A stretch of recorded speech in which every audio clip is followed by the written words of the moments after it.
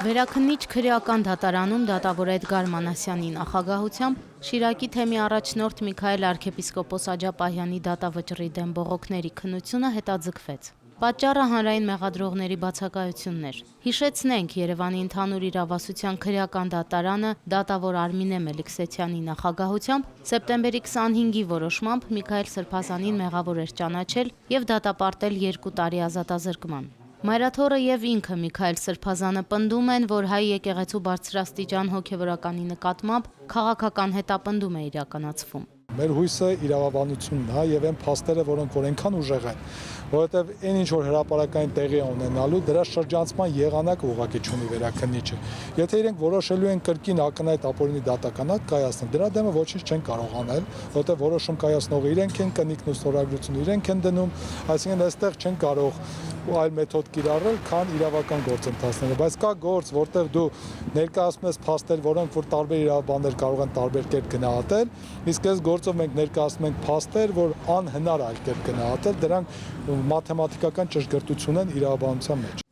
Դատավճռի դեմ բողոք ներկայացրել է թե պաշտպանության, թե մեղադրանքի կողմը։ Պաշտպանության կողմը պահանջում է բեկանել առաջին ատյանի դատավճիռը, ճանաչելով Միքայել Սրբազանի անմեղությունը։ Մեղադրանքի կողմը պահանջում է մասամբ բեկանել դատական ակտը, երկարացնելով Սրբազանի ազատազրկման ժամկետը 2 տարի 6 ամսով։ Բազմաթիվ հանգամանքներ են բարձրացել, խախտումները դատավարական, ապօրինությունները, որոնք որ բոլոր արդարացման հիմք են։ Մենք բարձրացել ենք ապահովությունների անթույլատրելիության հարց, որ բոլոր ապահովությունները անխտիր անթույլատրելի են, որ ապացույցները ընդհանրապես գոյություն չունեն, որ Միքայել Սրբազանը ընդհանրապես հանցանք չի կատարել։ Այսինքն այդ ամեն ինչը մանրակրկիտ 103 թերթից բաղկացած բողոք է, որի մեջ մանրամասն այդ ամեն ինչը շարադրած է։ Հիմա դրանք պետք է այստեղ քննության առարկա դառնան։ Դատական նիստը սկսվեց մոտ 40 րոպե ուշացումով, նիստին չէին ներկայացել հանրային մեղադրողները ծանուցում չստանալու պատճառով։ Դատական հաջորդ նիստը նշանակվեց հունվարի 13-ին ժամը 15:00-ին։ Փաստաբանական խումբը հայտնեց, որ Սրբազան հայրը պատրաստվում է վիրահատության։ Պաշտպանական կողմը նաև խնդրեց դատավորներին տրամադրել ավելի մեծ դահլիճ, որպեսզի Գյումրիից ժամանած հավատացյալ համայնքն ու առհասարակ Սրբազանի բոլոր աջակիցները կարողանան ներկա գտնվել նիստին։ Անուշ Առաքելյան, Մեսրոպ Ավետիսյան, Եկեղեցական կյանք։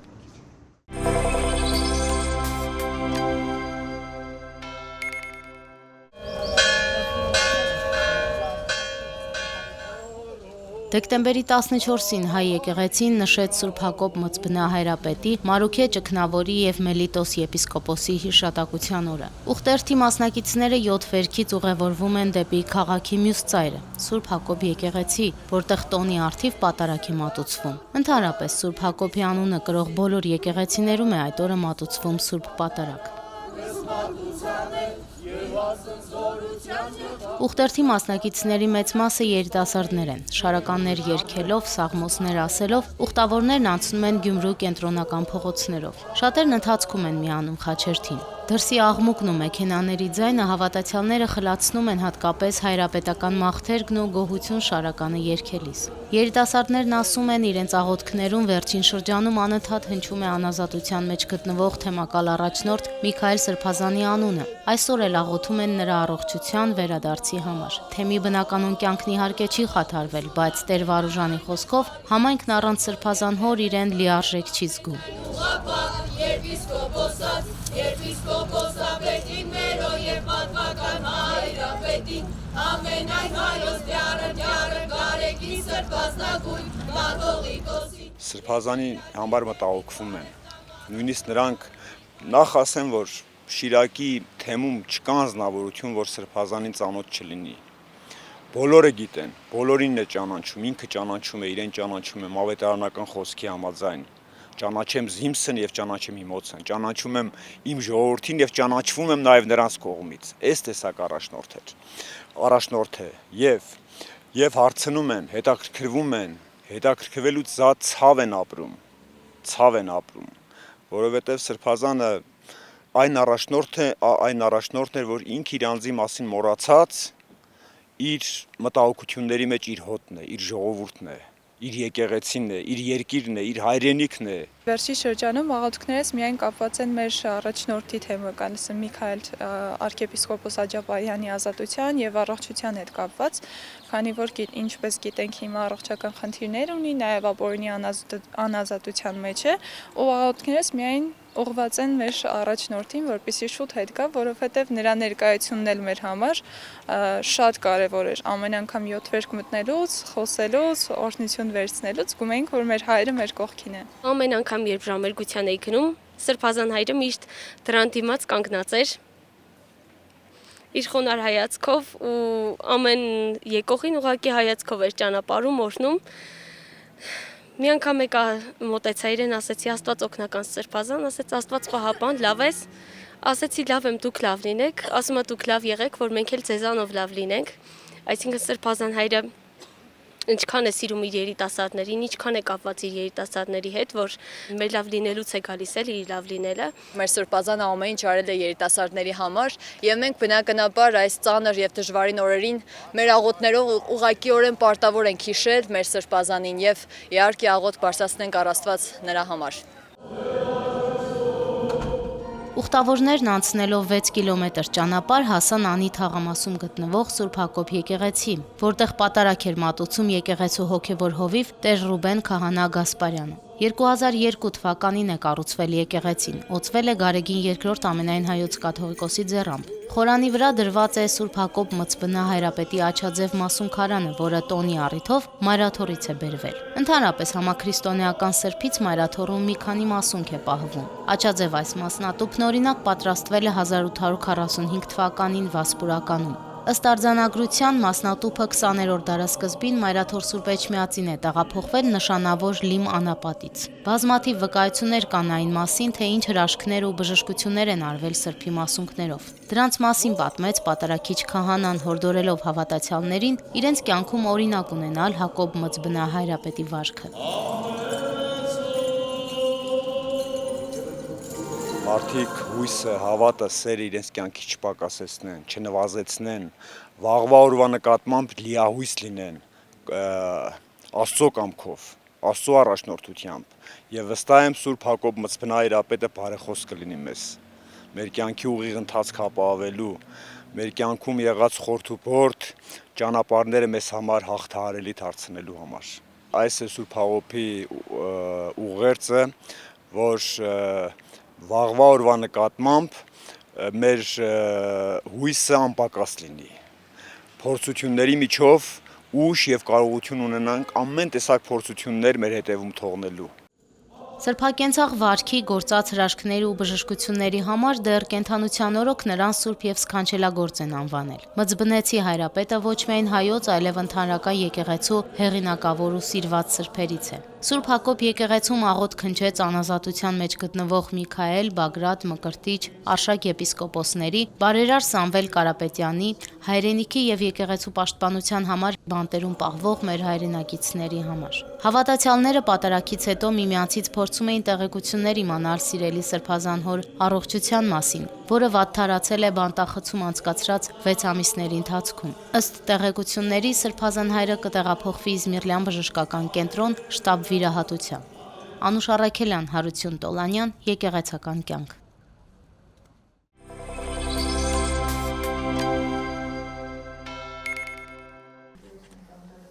Պատմաբան Ստեփան Ստեփանյանցը նոր աշխատությամբ անդրադարձել է 19-ից 20-րդ դարերում հայ առաքելական Սուրբ եկեղեցու հետ այլակրոնների եւ այլադավանների կրոնական կապերին։ 620 էջանոց փաստաթղթերի ժողովածուն լույս է ընծայել Մայրաթոր Սուրբ Էջմիածնի հրատարակչատունը։ Հեղինակը կազմել, թարգմանել, ծանոթագրել է ժողովածուն եւ առաջաբան է գրել։ Գիրքը երկու մասից է բաղկացած։ Առաջին մասում այն փաստաթղթերն են ժողովված, որոնց համաձայն 19-րդ դարում ռուսական կայսրությունում բնակվող բազմաթիվ հրեաներ որոշել են մկրտվել եւ քրիստոնեություն ընդունել։ Ժողովածուն պարունակում է հազարավոր նյութեր Հայաստանի ազգային արխիվից։ Ոչ միայն հրեաներն են ցանկացել հարել հայ եկեղեցուն։ 1830-ականներից սկսած այլակրոն եւ այլադավան բազմաթիվ մարդիկ են դիմել հայոց կաթողիկոսին, Սուրբ Էջմիածնի սինոդին, երբեմն էլ նախապես ստանալով Կովկասի փոխարքայության աջակցությունը դավանափոխության համար։ Նրանց մեջ քիչ չեն եղել մուսուլմանները։ Ես չէի պատկերացնում, որ այդ մեծ քանակությամբ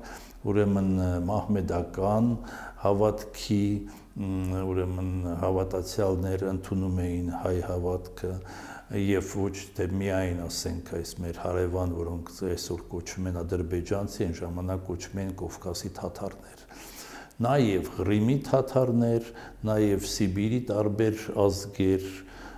Ուրալի տարբեր ազգեր, մահմեդական բաշկիրներ, ուրեմն Ղրիմի, Ղազանի ուրեմն այդ թաթարներ, նաև հյուսիսային Կովկասի ժողովուրդներից դաղեստանցի, չեչեններ, Իբրահիմ խանի փաստորեն թորները ընդունել են հայ հավատք, լինելով իրենք ուրեմն զինվորականներ, լինելով սպաներ բարձրաստիճան, Կասիմ խանը, այդ Իբրահիմ խանի թորը, որը դե արդեն խան չկար խանություն, բայց այնուամենայնիվ իրանք ժառանգական խաներ էին, էլի, եւ նրանք ընդունում են հայ եկեղեցու դավանանքը։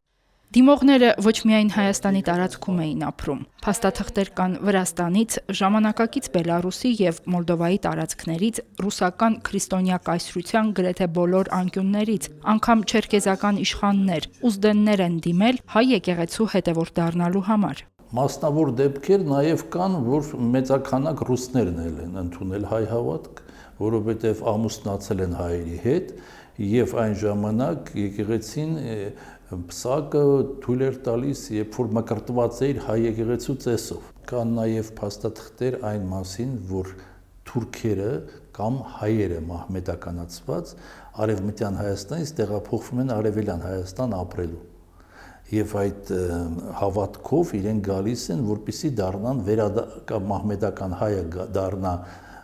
հայ, հա քրիստոնյա, դառնա այն, ինչ որ ինքը ժամանակին եղել է եւ ճնշմամբ դառել է մահմեդական հայ։ Նման փաստաթղթեր կան եւ ինքը գաղափարապես պատրաստ է դառնալ հայ հավատքի։ Ժողովածուի ստվար հատորը որոշ առումով նորություն է, այլադավան եւ այլակրոն մարդկանց հավատափոխության մասին նյութերը եւ փաստաթղթերը մինչ այժմ համակարգված եւ դասակարգված չեն եղել։ Փաստաթղթերը Հայաստանի ազգային արխիվից են վերցրած, բայց նրանք տարբեր ֆոնդերում են, տարբեր գործերում են, չկա միտեղ, պետք է տարիներ ընթացքում, դրա համար տևեց 17 տարի, որովհետեւ հավաքում ես եւ գտնում ես, ասենք, փաստաթղթերը մի, ասենք, ֆոնդում մի հատ փաստաթուղթ կարող ես գտնել, իսկ այդ մի հատ փաստաթղթի համար պետք է մի քանի հարյուրավոր փաստաթղթեր նայես, որ մի հատը գտնես, այն ինչ որ քեզ հետաքրքրի։ Այս պատմությունը տևում է մինչև 1920-ականները, այնուհետև թե կրոնը, թե եկեղեցին հալածվում էին աթեիստական երկրում, որտեղ հակաեկեղեցական քարոզչություն էր ընթանում։ Մարդիկ ընդհանրապես թաքցնում էին հավատացյալ լինելը։ Ստեփան Ստեփանյանցը այդ թեմային նույնպես անդրադարձել է եւ ուսումնասիրել հայ առաքելական եկեղեցու վիճակը ստալինյան բռնապետության տարիներին։ Հերմինե Հակոբյան, Մեսրոպ Ավետիսյան, Եկեղեցական կյանք։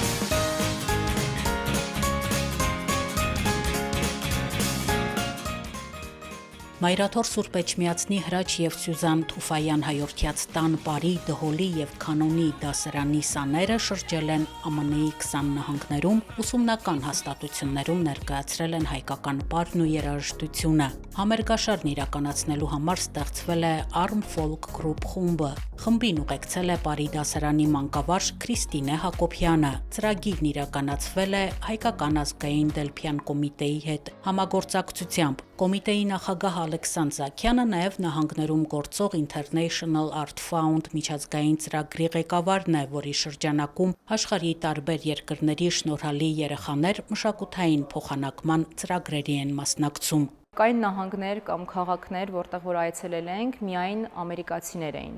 Կային նաև եւ ամերիկացիներ եւ հայեր, նայած տվյալ այդ շրջանում որքան է հայերի շատ լինել է, այսպես ասած, Վաշինգտոնում ենք ելույթ ունեցել, Նյու Յորքում ենք ելույթ ունեցել, մեր հայ եկեղեցիներ ենք այցելել, մեր հոգևորականների հետ ենք ունեցել ժամանակ անցկացնելու, խոսելու, շփվելու եւ նաեւ մասնակցել ենք պատարակների այնտեղ, որպեսզի մեր երեխաները նաեւ Միացյալ Նահանգներում կարողանան էլի մեր կիրակի օրերը, մեր պատարակին մենք մասնակից լինենք։ Դելփյան խաղերը դա նույն օլիմպիական խաղերն են արվեստի բնագավառում, որը սկիզբ առել հին Հունաստանից եւ 2000-ական թվականներից Դելփյան խաղերը նորովի սկսեցին ներկայանալ աշխարհով։ Հիմնականում երիտասարդ տաղանդավոր երիտասարդներ բացահայտելու ուղղված այս ծրագիրը, այսքան ժամանակ ապրելով Հայաստանում մոտիկից շատ ծանոթ չէի, ինչ է կատարվում եւ ինչ հսկայական աշխատանք է տարվում հայորդաց տներում եւ վեհապարի հորդորով, քանի որ նաեւ տարածքը մոտիկ է Էջմիածնի հայորդաց տան, մենք հյուրերի հետ եկանք այցելեցինք եւ այդ ժամանակ այդտեղ ինչպես հիմա տեսնում եք Երուսաղեմ է հայորդաց տանը, տարբեր դասարաններ։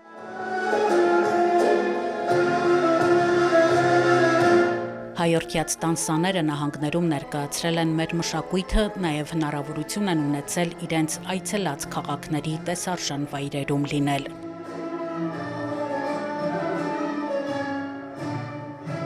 Մասնակցել ենք բազմաթիվ համերգների եւ սեմինարների, որի միջոցով կարողացել ենք ներկայացնել մեր մշակույթը եւ ինչ որ չափով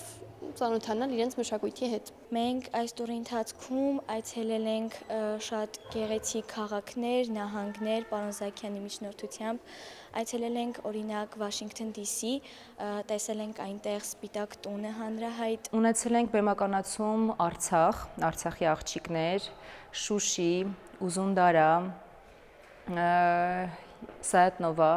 մի խոսքով վաղար շաբաթին անգամ հենց մեր քաղաքի անվան հետ կապված փորձել ենք Կոմիտասի վաղար շաբաթ գործը ներկայացնել այնտեղ, փորձել ենք այնպիսի բեմականացումներ, այնպիսի պարեր ընտրել, որ մեր ամբողջ պատմությունը եւ Արցախի եւ Հայաստանի ներկայացնենք մեր հայրենակիցներին, արտասահմանցիներին։ Ինչ կբարձր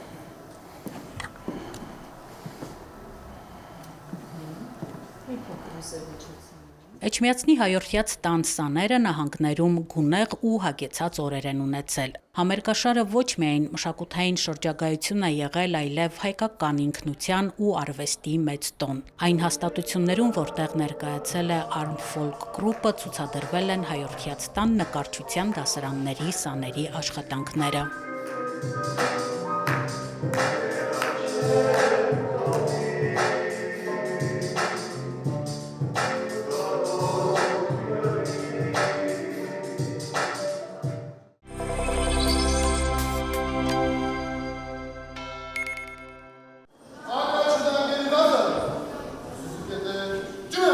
Արաբկիրի հայորդաստան մարզադահլիճում անցկացվեց ավանդական կարատեի Զեյթուն ակումբի 9-րդ փակառաջնությունը։ Շուրջ 4 տարի այս ակումբի 9 մասնաճյուղերից մեկը գործում է Արաբկիրի հայորդաստան հարկի ներքո։ Մարզաձևը մեծ մասսայականություն է վայելում, տարբեր տարիքի սաներ են հաճախում։ Այս ներակումբային մրցույթները մենք ենք շահագրգիռ, որ անցկացվեն հայորդյաց տանը, որովհետև բավականին ծնողներ երեխաների հետ միասին մուտք են գործում հայորդյաց տուն եւ տեղյակ են լինում եւ իրազեկվում են, ճանաչում են, տեսնում են, թե ինչպիսի հաստատություն է, ինչպիսի աշխատանք է կատարում։ Շատ աշխուժություն է մտցնում այս միջոցառումը եւ ինչու՞ չէ, մեր երեխաներն էլ ծանոթանում են իրենց թիմացիկ այլ այդ ակումբում ընդգրկված տարբեր տեղերում գործող խմբերի երեխաների մարզիկների հետ։ Սպորտը ընդհանրապես մարդուն կրթում է, կարգ ու կանոն է սովորացնում եւ առաջնորդում է դեպի բարին եւ դեպի գեղեցիկը։ Մրցասպարեզում 250-ից ավելի մարզիկներ են, նրանցից 30-ը Արաբկիրի հայորդաստան կարատեի դասարանի սաներն են։ Տարվա վերջին ամփոփիչ մրցաշարն է, որի ժամանակ մասնակիցները ցուցադրում են տարվա ընթացքում համառ մարզումների եւ տարբեր մրցաշարերի ժամանակ կուտակած հմտությունները։ Անփորձ թե փորձառու մարզիկների մասնակցությունը նմանատիպ մրցաշարերին կարևոր է, ասում է Զեյթուն ակումբի ղեկավար Նարեկ Իսկանդարյանը։ Սա հնարավորություն է, որպեսզի մարզիկը շփվի մեծ հաջողությունների հասած իր տարեկցի հետ փորձի իր ուժերը եւ միշտ արթուն պահի հաղթական ոգին։ Քանի որ կարատեն ինքը ոչ միայն այլ ֆիզիկական դաստիարակություն է, այլ հոգևոր, ինչպես նաև այս դասարանը, Արաբկիրի Հաղորդաստանը տունը շատ է օգնում։ Մենք ինքներս պետք է նաև միևնույն ժամանակ Աստծուն շատ մոտ լինենք բոլորս, քանի որ այդ արժեքները շատ կարևոր են պահպանելը։ Իսկ այս դասարանի երեխաները այսօր էլ առանձնացան, ունեցանք արդեն չեմպիոններ, ունենք ոչ միայն ակումբային առաջնության չեմպիոններ, նաև ունենք այս դասարանից Հայաստանի առաջնության մրցանակակիր մարզիկ, որը նաև շատ կարևոր է մեր համար եւ եւս մեկ անգամ ուզում ենք շնորհակալություն հայտնել մեզ թույլատրելու այստեղ մարզվելու համար, որովհետեւ այստեղից շատ մարզիկներ երկրից նաև դուրս են գնում մրցաշարերի եւ մեր երկրի պատիվը բարձր են պահում, ինչպես նաև մեր հիմնը հնչեցնում են այլ երկրներում։ Ակումբային փակարարչնությանը կորոշվի, թե ովքեր են տարվա լավագույն 10 մարզիկները։ Նրանց պարգևատրման հանդիսավոր արարողությունը կլինի ավելի ուշ, իսկ մինչ այդ մարզիչների անաչառ հայացքի ներքո մարզագորգի վրա ուժի, կամքի եւ դիմացկունության թեժ պայքար է։